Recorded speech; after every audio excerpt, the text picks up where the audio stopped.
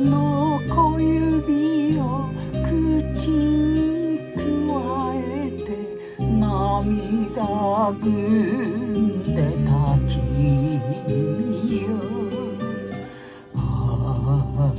今でも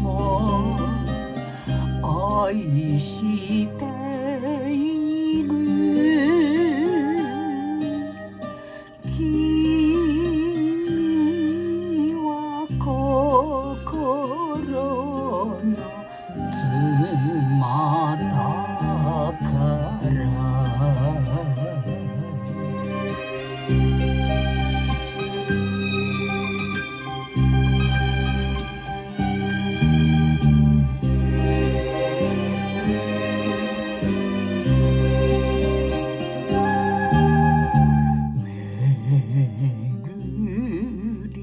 会えたら話はしない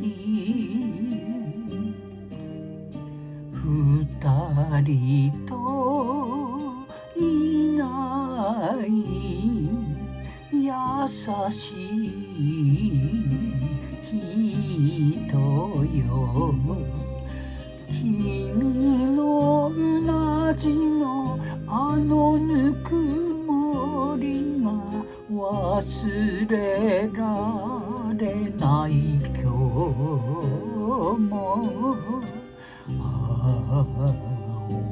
思えば涙が出る。君は心の妻だから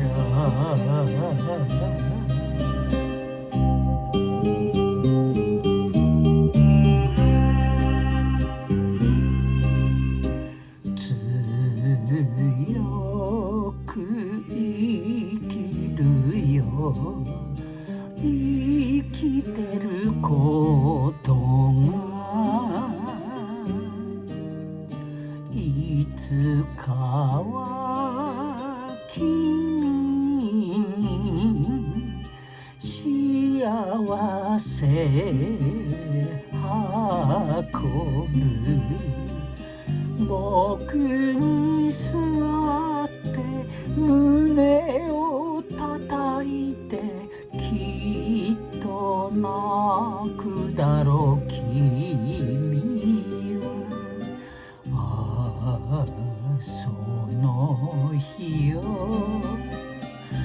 夢見ている。君